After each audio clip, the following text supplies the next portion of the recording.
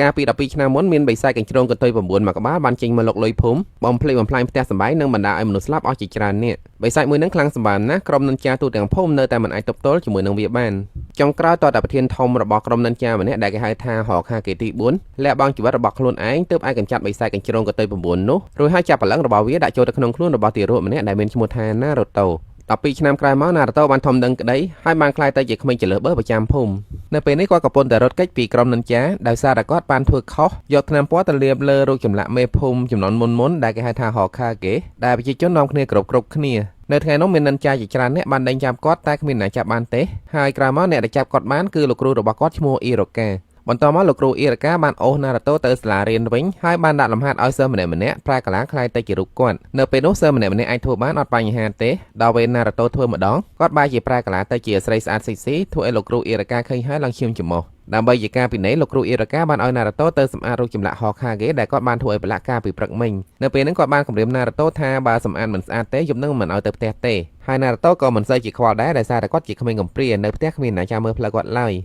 ហើយដោយសារតែឃើញណារូតូមិនសូវសប្បាយចិត្តអញ្ចឹងលោកគ្រូអ៊ីរ៉ូកាក៏បដូរលក្ខខណ្ឌថាបើសិនជាគាត់ធ្វើរួចយប់នឹងប៉ាគាត់ញ៉ាំមីរ៉ាមិនលើអញ្ចឹងណារូតូសប្បាយចិត្តបន្តិចដោយសារតែគាត់ចូលចិត្តញ៉ាំមីរ៉ាមិនណានៅយប់នោះនៅហាងមីរ៉ាមិនលោកគ្រូអ៊ីរ៉ូកាបានសួរណារូតូថាហេតុអីបានជាធ្វើអញ្ចឹងដល់រូបសំណាក់ហខាគេដឹងទេថាហខាគេគឺជាមនុស្សដែលប្រជាជននាំគ្នាគោរពហើយណារូតូក៏ឆ្លើយថាគាត់ដឹងទាំងអស់ហ្នឹងអនាគតគាត់ក៏ចង់ខ្លាយទៅជាហខាគេផងដែរដើម្បីឲ្យប្រជាជនគោរពមិនរើអង្គគាត់ដោយសពថ្ងៃក្រោយមកមិនយូរប្រហែលដល់ថ្ងៃប្រឡងធ្វើជានិន្ចាកម្រិតទី1ដែលគេហៅថា Geninវិញ្ញាសាថ្ងៃនោះតម្រូវឲ្យសិស្សទាំងអស់កូពីខ្លួនឯងដែលវាប៉ះចំជំនាញដែលណារូតូធ្វើខ្សោយជាងគេជាលទ្ធផលសិស្សមួយថ្នាក់ជាប់ទាំងអស់ធ្លាក់តែណារូតូម្នាក់គត់ខណៈពេលដែលណារូតូកំពុងតែអង្គុយសេតមានលោកគ្រូម្នាក់ទៀតឈ្មោះមីស៊ូគីបានមកប្រាប់ណារូតូថាគាត់មានវិធីជួយឲ្យណារូតូអាចជាប់ជានិន្ចា Genin បានបន្តមកនៅយប់នោះក្រុមនិន្ចាទាំងអស់បាននាំគ្នាស្វែងរកណារូតូដោយសារតែណារូតូបានលួចយកគម្ពីរសម្ងាត់មួយទៅនៅក្នុងគម្ពីរនោះមានក្បាច់គុណដែលគេហាមមិនឲ្យរៀនដោយសារតែវាអាចបណ្ដាលឲ្យគ្រោះថ្នាក់ដល់អ្នកប្រើកាត់ទៅមើលណារូតូវិញគាត់ពិតជាបានលួចគម្ពីរនោះមែនហើយគាត់បានអង្គុយអានឡើងមកចប់បន្តមកនៅពេលដែលលោកគ្រូអ៊ីរ៉ូការកឃើញគាត់ណារូតូចង់អួតក្បាច់ថ្មីឲ្យលោកគ្រូគាត់ឃើញប៉ុន្តែមិនដឹងថានរណាគេទេបានគប់កបិតខ្នែសម្ដៅទៅចោលសម្លាប់ណារូតូចោលស្នាល្អដែលនៅពេលនោះលោកគ្រូអ៊ីរ៉ូការបានយកខ្លួនទៅជួយរងជំនួសតាមពិតជនដៃដល់គឺមីស៊ូគីគំនិតរបស់គាត់គឺលួងណារូតូឲ្យទៅលួចយកគម្ពីរបន្តមកសម្លាប់ណារូតូចោលដើម្បីដណ្ដើមយកគម្ពីរប៉ុន្តែនៅពេលនោះគាត់ខូចបានចោលលោកគ្រូអ៊ីរ៉ូការថាចង់កណ្ដាមយកគម្ពីរពីណារូតូហើយហាមណារូតូកុំបកគលគម្ពីរឲ្យលោកគ្រូអ៊ីរ៉ូការឲ្យសោះ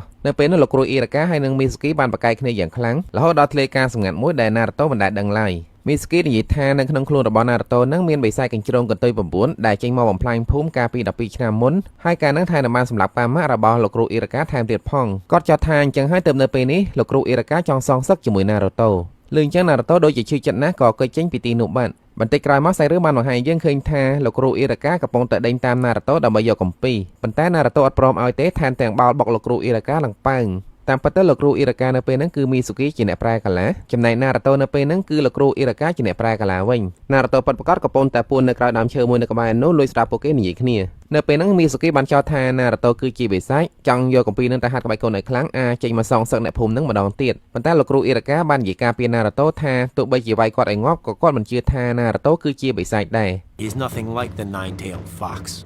He's Naruto Uzumaki. ពាក្យសម្ដីរបស់លោកគ្រូអ៊ីរ៉ូកាដែលនិយាយនៅពេលនោះបានធ្វើឲ្យណារូតូស្ដាប់ហើយរំភើបចិត្តរហូតដល់ស្រក់ទឹកភ្នែកដោយខ្ជិលស្ដាប់លោកគ្រូអ៊ីរ៉ូកានិយាយច្រើនពេកមីស៊ូគីក៏ចង់ចូលទៅសម្លាប់លោកគ្រូអ៊ីរ៉ូកាចោលប៉ុន្តែណារូតូបានសម្រុកចូលទៅជល់មីស៊ូគីវិញឡើងប៉ាងហើយគំរាមថាបើសិនជាហ៊ានប៉ះពាល់លោកគ្រូអ៊ីរ៉ូកាទៀតគាត់មិនលើកលែងឲ្យមីស៊ូគីនោះទេ Lay a hand on my sensei. I'll kill you. នៅពេលនោះមីស៊ូគីអត់ខ្លាចការគំរាមរបស់ណារូតូទេនៅតែសម្រុកចូលទៅទៀតហើយដើម្បីទប់ទល់ណារូតូបានប្រើក្បាច់ថ្មីដែលគាត់ទំរៀនចេះដែលគេហៅថា Multi Shadow Clone Jutsu កូពីខ្លួនឯងជាច្រើនរយនាក់ទៅឡោមព័ទ្ធមីស៊ូគីតែម្ដងជាលទ្ធផលមីស៊ូគីត្រូវបានណារូតូវាយឡើងទូកសាច់បន្ទាប់ពីហេតុការណ៍នៅចប់លោកគ្រូអ៊ីរ៉ូកាបានសម្រេចឲ្យណារូតូក្លាយទៅជានិន្ចាកម្រិតដំបូងដែលគេហៅថា Genin ហើយពេលបានអញ្ចឹងណារូតូពិតជារំភើបចិត្តខ្លាំងណាស់ Iruka sensei. That hurts. បន្តមកខាងសាលាបានតម្រូវឲ្យកូនសិស្សទៅថតរូបដើម្បីបំពេញប្រវត្តិរូបនៅពេលនោះណារូតូបានតែងខ្លួនដោយតួល្ខោនអញ្ចឹងគ្រាន់តែឃើញហខាហ្គេទី3ដែលជានាយកសាលាបានបញ្ជាណារូតូទៅថតរូបសារថ្មីភ្លាមប៉ុន្តែណារូតូបានបកកែកអ្នកដែលហ៊ានបកកែកជាមួយនឹងហខាហ្គេទី3មើលទៅមានតែណារូតូទេនៅពេលនោះគាត់ថែមនឹងបានបញ្ចេញក្បាច់ CC ជូស៊ូរបស់គាត់ធ្វើឲ្យហខាហ្គេទី3ឈាមច្រមុះថែមទៀតផង ក្នុងពេលជាមួយគ្នានោះស្រាប់តែចៅរបស់ហកហាគេទី3ឈ្មោះកូណូហាម៉ារ៉ូបានចូលទៅវាយប្រហារតារបស់គាត់ដើម្បីដណ្ដើមតំណែងប៉ុន្តែមិនប្រយ័ត្នក៏ជាពុកជើងដួលនៅពេលនោះកូណូហាម៉ារ៉ូបានច្អល់មុខណារូតូដោយចោទណារូតូថាជាអ្នកតាក់ជើងគាត់កូណូហាម៉ារ៉ូអានថាគាត់គឺជាចៅរបស់ហកហាគេស្មានថាណារូតូអត់ហ៊ានធ្វើអីគាត់ហ៎មានអីស៊ីមកកញ្ញោតារបស់ណារូតូឃ្លុះឃើញចឹងហកហាគេក៏អត់មានការពារកូណូហាម៉ារ៉ូដែរដោយសារតែដឹងថាចៅរបស់គាត់ក្បាលខូចបន្តមកកូណូហាម៉ារ៉ូបានលួចដើរតាមណារូតូប៉ុន្តែមិនមែនចង់សងសឹកជាមួយណារូតូទេគឺគាត់ចង់សុំណារូតូធ្វើជាគ្រូរបស់គាត់ដោយហៅណារូតូពេញមាត់ថាមេលឿនចឹងណារូតូដូចជាស៊ីជូដែរក៏យល់ព្រមទទួលកូណូហាម៉ារ៉ូធ្វើជាកូនសិស្សវិជាដែលណារូតូចង់បរៀនកូណូហាម៉ារ៉ូមុនគេគឺប្រែកាឡាទៅជាស្រីស្អាតហើយដោយសារតែចង់ដឹងថាវិជាប្រែកាឡារបស់កូណូហាម៉ារ៉ូខ្លាំងប៉ុណ្ណាហើយគាត់ក៏ឲ្យកូណូហាម៉ារ៉ូប្រែកាឡាទៅជាស្រីស្អាតម្នាក់ដែលនៅចិត្តនោះដល់ពេលកូណូហាម៉ារ៉ូធ្វើពិតជាស្អាតមែនដូចជ្រូកហៃណាំអញ្ចឹងដើម្បីឲ្យកូណូហាម៉ារ៉ូដឹងថាស្រីស្អាតមានរូបរាងមិនណារូតូបាននាំកូណូហាម៉ារ៉ូលួចចូលហាងសភៅដើម្បីលួចមើលទស្សនាវដ្តីស្រីស្អាតប៉ុណ្ណឹងហើយមិនតាន់គ្រប់គ្រាន់ទេណារូតូបានរវល់កូណូហាម៉ារ៉ូប្រែកាយទៅជាស្រីហើយដើរចូលទៅក្នុងបន្ទប់ទឹកខាងស្រីដើម្បីលួចមើលគេដល់ពេលគេចាប់បានមានអីជាប់ភ្នែកដោយសារតែគាត់ជាអ្នកផ្ដាំកំណត់បន្ទាប់មកពួកគេបាននាំគ្នាទៅអង្គុយលេងក្រោមដើមឈើមួយហើយកូណូហាម៉ារ៉ូបាននិយាយរឿងក្នុងចិត្តថាគាត់ពិតជាអន់ចិត្តណាស់ដោយសារតែអ្នកភូមិមិនដែលហៅឈ្មោះគាត់ទេតែងតែហៅឈ្មោះគាត់ថាជាចៅរបស់ហកហាគេទី3បានន័យថាប្រជាជនមើលឃើញគាត់ទេឃើញតែតារបស់គាត់អញ្ចឹងហើយទើបគាត់ចង់ខ្លាយទៅជាហកហាគេដើម្បីឲ្យប្រជាជនទទួលស្គាល់គាត់នៅពេលហ្នឹងណារូតូបានសួរកូណូហាម៉ារ៉ូថាបើចង់ធ្វើជាហកហាគេនឹងត្រូវធ្វើមិនអត់គឺត្រូវតែវាយឈ្នះគាត់សិនព្រោះគាត់ក៏ចង់ធ្វើជាហកហាគេដែរបន្តមកសាច់រឿងបានកាត់ទៅមើលលោកគ្រូអ៊ីរ៉ាកាហើយនឹងហកហាគេទី3មួយផ្លែតនៅពេលនេះពួកគាត់កំពុងតែជួបនិយាយគ្នាទាក់ទងជាមួយនឹងរឿងរបស់ណារូតូតាមរយៈការសន្ទនារវាងពួកគាត់យើងដឹងថាការដែលហកហាគេទី4ចាប់បលឹងបិសាចកញ្ជ្រោងដាក់ចូលទៅក្នុងខ្លួនរបស់ណារូតូនឹងគាត់ចង់ឲ្យណារូតូធំឡើងខ្លាយទៅជាវីរៈបុរសនិយាយទៅបានខ្លួនរបស់ណារូតូធ្វើជាគុករបស់បិសាចកញ្ជ្រោងនឹងហើយទើបអ្នកភូមិឲ្យរស់នៅបានសុខរហូតដល់សប្តាហ៍ថ្ងៃប៉ុន្តែផ្ទុយមកវិញអ្នកភូមិបែរជាគិតថាណារូតូនឹងគឺជាបិសាចហើយនាំគ្នារើសអើងណារូតូទៅវិញអញ្ចឹងហើយទៅហកហាគេទី3ព្យាយាមលាក់បាំងរឿងរបស់ណារូតូមិនឲ្យក្មេ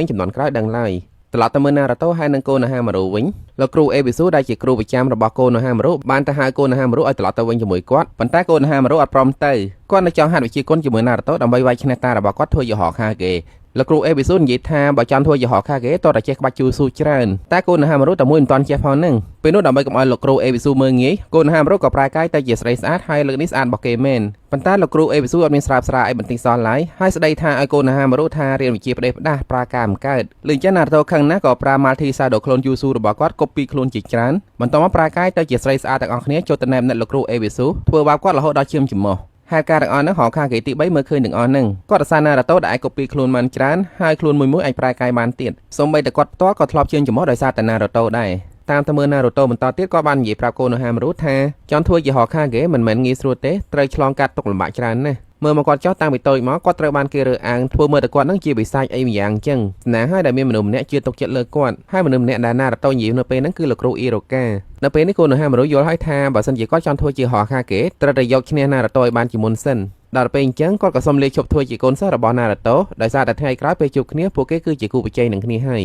យស្អែកឡើងដល់ថ្ងៃចូលរៀនវគ្គនិនចាថ្ងៃទី1នៅព្រឹកនោះណារូតូបានងើពីព្រលឹមញ៉ាំមីកំប៉ុងដែលគាត់ចូលចិត្តផឹកទឹកដោះគោមុនពេលទៅសាលាបន្តមកពេលទៅដល់ថ្នាក់រៀនណារូតូសប្បាយចិត្តណាស់ហើយនៅពេលនោះគាត់បានឃើញសិស្សស្រីម្នាក់ឈ្មោះសាការ៉ាដែលគាត់លួចក្រាស់យូរហើយខំហាយដាក់គេប៉ុន្តែឃើញមិនបានខ្វល់ជាមួយគាត់ទេដោយសារតែសាការ៉ាចាប់អារម្មណ៍ជាមួយនឹងមិត្តរួមថ្នាក់ម្នាក់ទៀតឈ្មោះសាស្កេមិនត្រឹមតែសាការ៉ាម្នាក់ទេនៅពេលនោះសិស្សស្រីផ្សេងទៀតក៏កដាលនេះអង្គុយក្បែរគាត់ផងដែរនៅពេលនោះណារូតូមានចិត្តចំណានក៏ឡើងជន់តុរបស់សាស្កេដើម្បីមើលមុខសាស្កេច្បាស់ចង់ដឹងថាអាគាត់នឹងមានអីពិសេសខ្លះបាននិយាយចូលចិត្តម៉េះចៃដន្យនៅពេលនោះអ្នកនៅតុខាងមុខបានងើបឡើងបុកគូតរបស់ណារូតូបណ្ដាលណារូតូជ្រុលទៅមុខចូលមាត់ជាមួយនឹងសាស្កេធ្វើហើយសាមកអាប៉ែនេះមាត់ស្អុយចុយម៉ែនៅពេលហ្នឹងសិស្សស្រីខឹងជាមួយណារូតូណាស់ដែលហ៊ានថើបក្រាស់របស់ពួកនាងហើយក៏នាំគ្នាព្រួតវាយណារូតូឡើងទូកសាច់បន្តមកដល់ម៉ោងរៀនលោកគ្រូអ៊ីរ៉ាកាបានប្រាប់សិស្សទាំងអស់ថាគេនឹងចែកសិស្សទាំងអស់ឲ្យធ្វើការជាក្រុមមួយក្រុមមានគ្នា3នាក់ចៃដន្យណារូតូត្រូវនៅក្នុងក្រុមជាមួយនឹងសាស្កេនៅពេលហ្នឹងណារូតូបានងើបឡើងសួរលោកគ្រូអ៊ីរ៉ាកាថាហេតុអីបានជាដាក់គាត់ចូលក្រុមជាមួយអាប៉ែហ្នឹងលោកគ្រូអ៊ីរ៉ាកាក៏ឆ្លើយថាមកពីសាស្កេហ្នឹងគឺជាសិស្សបកាយជាងគេរីឯណារូតូគឺជាសិស្សដែលខ្សោយជាងគេសាលាចង់ឲ្យក្រុមនីមួយៗមានតុល្យភាពពេលនេះសាស្កេឆ្លៀននិយាយឌឺណារូតូទៀតថាកុំមកទៅផ្លូវគាត់ទៅបានហើយ Make sure you don't get in my way, loser. បន្តមកនៅម៉ោងបាយថ្ងៃត្រង់ណារូតូមិនសូវសប្បាយចិត្តក៏ឡើងទៅអង្គុយលើដំបូលហើយឃើញសាស្កេពីចម្ងាយក៏កាត់កូនចិត្តចង់លួចចូលទៅវាយគាត់ នៅពេលនោះ Naruto បានដើរទៅលបរួចលោតចូលទៅក្នុងបន្ទប់នឹងជាមួយ Sasuke ឮតែក្ដុងក្ដាងមិនដឹងថាមានរឿងអីទេក្រោយបន្តិចឃើញ Sasuke ចេញតាមបង្អួចមកវិញអត់មានត្រូវរបួសអីសោះកាត់ទៅមើល Sakura វិញក្រោយពេលបាយថ្ងៃត្រង់ហើយនាងបានទៅអង្គុយលេងនឹងដល់ Sasuke នៅពេលនោះស្រាប់តែ Sasuke មកឈរចំពីមុខនាងដោយប្រើខ្សែភ្នែកដល់ស្ទន់សម្លឹងមកកាន់នាងបន្តមក Sasuke បានដើរទៅក្បែរនាងទៅសារនាងថាស្អាតហើយថែមនឹងចង់ថើបនាងថែមទៀតផងប៉ុន្តែនៅពេលដែលពួកគេបាននឹងថើបគ្នាទៅហើយស្រាប់តែ Sasuke ឈឺពោះរាយអាចហើយត្រូវប្រញាប់រត់ទៅបន្ទប់ទឹកជាបន្ទាន់តាមពិត Sasuke នឹងគឺ Naruto ជាអ្នកប្រែកាយសោះមុននឹង Naruto បានសម្រុកចូលទៅប្រើ Multi Shadow Clone Jutsu ហើយចាប់ Sasuke ពិតប្រាកដចង់ទុកបាត់ទៅហើយបន្តមកនៅពេលដែល Naruto បត់ជើងរួចចង់ត្រឡប់ទៅរក Sakura វិញចៃដន្យក៏បានជួបជាមួយនឹង Sasuke នៅតាមផ្លូវនៅពេលនោះ Naruto ចង់ប្រើ Multi Shadow Clone Jutsu ចាប់ Sasuke ចង់ទុកម្ដងទៀតប៉ុន្តែគាត់ឈឺពោះម្ដងទៀតហើយត្រូវការបង្គន់ហើយលើកនេះក៏នឹងអស់គ្នាតែម្ដងមិនដឹងថាអ្នកណាត្រូវចូលមុនចូលក្រោយនោះទេ What a loser.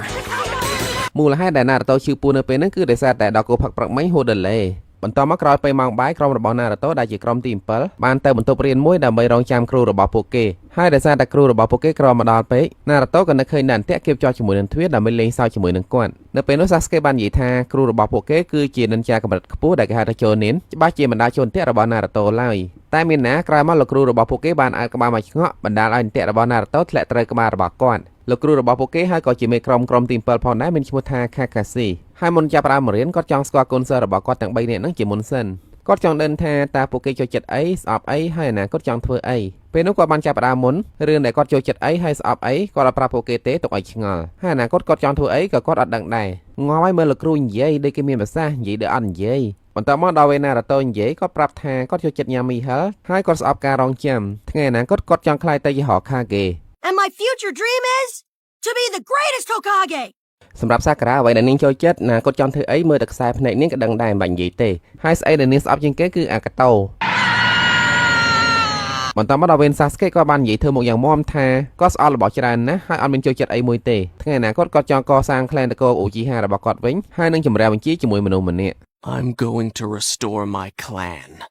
and destroy a certain someone. យីកាញ់មែនអាប្រកាសយកនេះបន្ទាប់ពីណែនាំខ្លួនរួចលោកគ្រូ Kakashi បានណាត់ពួកគេឲ្យមកជុំគ្នានៅថ្ងៃស្អែកតាំងពីព្រលឹមដើម្បីធ្វើតេស្តហើយហាមពួកគេមិនឲ្យញ៉ាំអីទាំងអស់លុះស្អែកព្រឹកឡើងពួកគេទាំង3នាក់បានមកជួបជុំគ្នាតាំងពីថ្ងៃមិនតាន់រះហើយចាំរហូតតដល់ថ្ងៃចិត្តត្រង់ទៅលោកគ្រូ Kakashi មកដល់គាត់បានយល់លេសថាព្រឹកមិញពេលគាត់ដើរមកមានឆ្មាខ្មៅមួយក្បាលដើរកាត់មុខគាត់ហើយដោយសារតែខ្លាយសយគាត់ក៏ដើរវៀងអញ្ចឹងទៅយូរហ្នឹងណាបន្តមកលោកគ្រូ Kakashi បានបញ្យល់ពួកគេពីលក្ខខណ្ឌក្នុងការប្រឡងគាត់មានកណ្ដឹង2គ្រាប់បើសិនជាអ្នកណាយកបាននឹងជាប់បានន័យថានៅក្នុងចំណោមពួកគេទាំង3នាក់ហ្នឹងនឹងមានម្នាក់ធ្លាក់ហើយត្រឡប់ទៅរៀនថ្នាក់ត្រៀមឡើងវិញពួកគេមានពេលរហូតដល់ម៉ោង12ថ្ងៃត្រង់បើសិនជាថ្ងៃត្រង់ហើយអត់មានអ្នកណាគេទៅដើមកណ្ដឹងពីគាត់បានទេគាត់នឹងចងពួកគេនៅបង្គោលទាំង3នោះមិនឲ្យញ៉ាំបាយទេហើយគាត់នឹងញ៉ាំបាយញ៉ែមពួកគេថែមទៀតបន្តមកនៅពេលដែលការប្រឡងចាប់ផ្ដើម Sakura និង Sasuke បាននាំគ្នាទៅពួនអស់ហើយនៅឡើយតែអ្នកក្លាហានរបស់យើងអត់ទៅណាទេចង់វាយដូចជាមួយនឹងលោកគ្រូ Kakashiនៅពេលនោះលោកគ្រូ Kakashi បាននិយាយថា Naruto ដូចជាចម្លែកជាងសិស្សដទៃតែ Naruto បានប្រកែកចាយថាមានអីចម្លែកមកសក់លោកគ្រូឯងទៅចម្លែកថាហើយ Naruto ក៏សម្រុកចូលទៅរកលោកគ្រូ Kakashi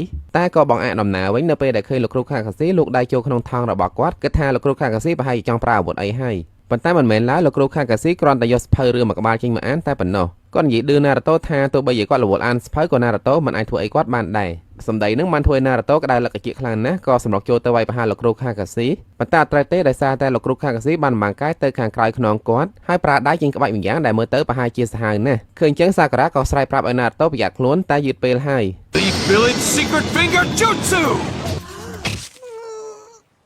1,000 years of death! លោកគ្រូ Kakashi បានដាក់ឈ្មោះឲ្យក្បាច់បកគូនោះថា 1,000 years of death ក្រោយពេល Naruto ធ្លាក់ចូលទៅក្នុងទឹកហើយគាត់មិនទាន់ចោះចាញ់ទៀតនៅពេលនោះគាត់បានគប់ផ្កាយសូរខិនចំនួន2សម្ដៅទៅកាន់លោកគ្រូ Kakashi តែលោកគ្រូ Kakashi បានប្រើម្រាមដៃចាប់ផ្កាយទាំងពីរនោះមកវិលលេងដោយ spinner អញ្ចឹងកាត់ទៅមើល Hokage ទី3ហើយនិងលោកគ្រូ Iruka មកផ្លែតនៅពេលនេះពួកគាត់កំពុងតែនិយាយគ្នាតាក់ទងជាមួយនឹងលោកគ្រូ Kakashi Hokage ទី3បានឲ្យរបាយការណ៍ទៅលោកគ្រូ Iruka មើលហើយប្រាប់ថាកន្លងមកការប្រឡងរបស់លោកគ្រូ Kakashi តឹងតែងណាស់គាត់មិនដែលឲ្យសិស្សណាម្នាក់ជាប់នោះទេដោយសារតែពួកគេអត់ត្រូវស្តង់ដាររបស់គាត់ត្រឡប់ទៅមើល Naruto វិញនៅពេលនេះគាត់បានឡើងពីទឹកមកវិញហើយគាត់មានអារម្មណ៍ថាឃ្លានខ្លាំងណាស់ឡើងកោពោះគ្រូតែម្ដងចំណែក Sakura ហើយនិង Sasuke ក៏កំពុងតែកោពោះដូចគ្នាទោះជាយ៉ាងណាក៏ Naruto អត់ព្រមចាញ់ដែរគាត់បានកូពីខ្លួនឯងចំនួន7នាក់ទៅប្រឈមមុខជាមួយលោកគ្រូ Kakashi ឃើញចឹងលោកគ្រូ Kakashi ក៏ស្ញប់ស្ញែង Naruto ខ្លះៗដែរប៉ុន្តែគាត់និយាយថាក្បាច់កំពេចកំប៉ុងចឹងធ្វើអីគាត់មិនបាននោះទេមិននឹកស្មានសោះថា Naruto មានល្បិចប្រើខ្លួនកូពីគាត់ម្នាក់ទៅលួចចាប់លោកគ្រូ Kakashi ពីក្រោយហើយពេលបានចឹងហើយខ្លួនកូពីផ្សេងទៀតក៏ចូលទៅជួយចាប់ចុងក្រោយ Naruto បានលោតចូលទៅដល់លោកគ្រូ Kakashi ប៉ុន្តែមិនដឹងហេតុអីទេបែរជាត្រូវគ្នាឯងទៅវិញ នៅពេលនោះ Sasuke មើលដឹងថាលោកគ្រូ Kakashi ប្រើវិជាបដូរខ្លួនជាមួយនឹង Naruto បន្ទាប់មក Naruto បានឃើញកណ្ដឹងរបស់លោកគ្រូ Kakashi មកគ្របជ្រួលនៅក្បែរនោះសប្បាយចិត្តណាស់ក៏បញ្ញាប់ទៅរើសប៉ុន្តែវាគឺជាអន្ទាក់សោះហើយនៅពេលនោះលោកគ្រូ Kakashi បានចេញមកនិយាយឌឺឲ្យ Naruto យ៉ាងសប្បាយចិត្តក្នុងពេលជាមួយគ្នា Sasuke ដែលពួននៅលើដើមឈើឃើញមានអាកាសក៏គប់អាវុធសម្ងាត់សុរខិនជាច្រើនទៅចំលោកគ្រូ Kakashi ពេញទំហឹងឃើញចឹងទាំង Sakura និង Naruto មានអារម្មណ៍ថាស្លុតចិត្តណាស់មិនគួរណា Sasuke ដាច់ចិត្តសម្រាប់លោកគ្រូ Kakashi ចឹងសោះប៉ុន្តែលោកគ្រូ Kakashi មិនអីទេដោយសារតែពេលនោះគាត់បានបដូរខ្លួនឯងជាមួយនឹងគល់ឈើតាន់ពេលដល់ពេលអញ្ចឹង Sasuke ក៏ដឹងថាមិនអាចពួននៅកន្លែងដដែលទៀតដែរក៏បញ្ញាប់រត់គេចទៅរកកន្លែងពួនថ្មីរីឯ Sakura វិញខ្លាចលោកគ្រូ Kakashi ធ្វើបាប Sasuke ក៏តាមទៅជួយមានអីចាក់បានជួបជាមួយនឹងលោកគ្រូ Kakashi នៅពេលនោះលោកគ្រូ Kakashi បានប្រើវិជាសណ្ដំធ្វើឲ្យ Sakura មើលឃើញអីដែលនាងខ្លាចបំផុតហើយអ្វីដែលនាងខ្លាចបំផុតនៅពេលនេះគឺខ្លាច Sasuke មានគ្រោះថ្នាក់ក្រោយមកពិតជាអញ្ចឹងមែននាងបានឃើញ Sasuke មានរបួសពេញខ្លួនធ្វើឲ្យនាងភ័យយ៉ាងខ្លាំងរហូតដល់ថ្នាក់ស្លាប់តាមតែមើល Sasuke វិញនៅពេលនេះគាត់ឈប់រត់ពួនទៀតហើយត្រៀមខ្លួនប្រយុទ្ធជាមួយនឹងលោកគ្រូ Kakashi មួយទល់មួយក្នុងចំណោមកូនសិស្សទាំង3នាក់ Sasuke មានវិជាគុណខ្លាំងជាងគេហើយថែមនឹងចេះវិជាផ្លុំភ្លើងយ៉ាងសាហាវថែមទៀតផងទោះជាយ៉ាងណានៅតែមិនអាចធ្វើអីលោកគ្រូ Kakashi បានហើយត្រូវបានលោកគ្រូ Kakashi ប្រើវិជាជ្រែកដីចាប់ជើងរបស់ Sasuke ទាញចូលទៅក្នុងដីកប់ត្រឹមកកម្រើកលែងរួចក្នុងពេលជាមួយគ្នា Naruto បានកលែកឃើញកន្លែងដែលលោកគ្រូ Kakashi លាក់បាយថ្ងៃត្រង់ក៏ចង់ទៅលួចញ៉ាំប៉ុន្តែមិនបានសម្រេចទេដោយសារតែលោកគ្រូ Kakashi ទៅទាន់ជាលទ្ធផលដល់ម៉ោងបាយថ្ងៃត្រង់អត់មាននរណាម្នាក់យកកណ្ដឹងពីលោកគ្រូ Kakashi បាននោះទេនៅពេលនោះលោកគ្រូ Kakashi បានប្រាប់ពួកគេថាគាត់មិនឲ្យពួកគេទៅរៀនវគ្គត្រៀមវិញទេធ្វើឲ្យពួកគេសប្បាយចិត្តណាស់ស្មានតែជាប់ហើយខំតអប៉ុន្តែលោកគ្រូ Kakashi បាននិយាយបន្តថាគឺគាត់នឹងបញ្ឈប់ពួកគេមិនឲ្យរៀនធ្វើជានិន្ចាតែម្ដងលឹងចាំម្នាក់ទទួលយកអត់បានទេជាពិសេសគឺ Sasuke នៅពេលនោះ Sasuke បានសម្រុកចូលទៅវាយលោកគ្រូ Kakashi ទាំងកំរោលហើយត្រូវបានលោកគ្រូ Kakashi ចាប់សង្កត់ជាប់បន្ទាប់មកលោកគ្រូ Kakashi បានបញ្យល់ប្រាប់ពួកគេថាពួកគេមិនអាចធ្វើជានិន្ចាបានទេដោយសារតែពួកគេអត់ចេះធ្វើការជាក្រុមលើនេះបើសិនជាពួកគេចេះធ្វើការជាក្រុមវិញប្រហែលជាអាចទៅដើមកណ្ដឹងពីគាត់បានលឺអញ្ចឹង Sakura បានឆ្ងល់ហើយក៏សួរថាឲ្យសហការគ្នាមិនបើកណ្ដឹងមានតែពីរនឹងបើសិនជាពួកគេទាំង3នាក់រួមគ្នាទៅដើមបានមែនតើចែកគ្នាមិនដាច់ទៅ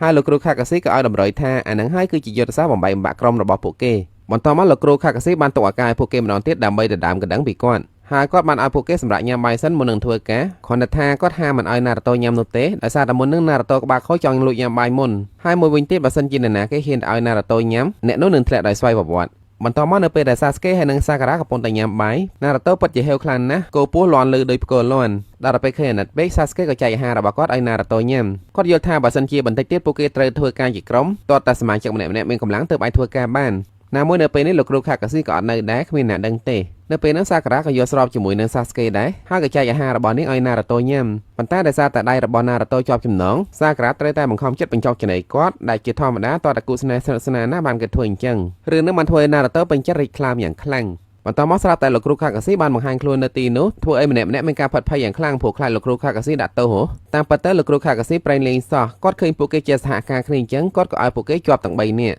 នៅពេលនោះលោកគ្រូ Kakashi បាននិយាយពាក្យមួយឃ្លាឲ្យពួកគេចាំទុកថានៅក្នុងពិភពនិន្ចាអ្នកដែលបំពានច្បាប់គឺជាមនុស្សអាក្រក់ប៉ុន្តែអ្នកដែលបានបោះបង់ចោលមិត្តភក្តិអាក្រក់លើសពីអាក្រក់ទៅទៀត In the ninja world, those who break the rules are scum,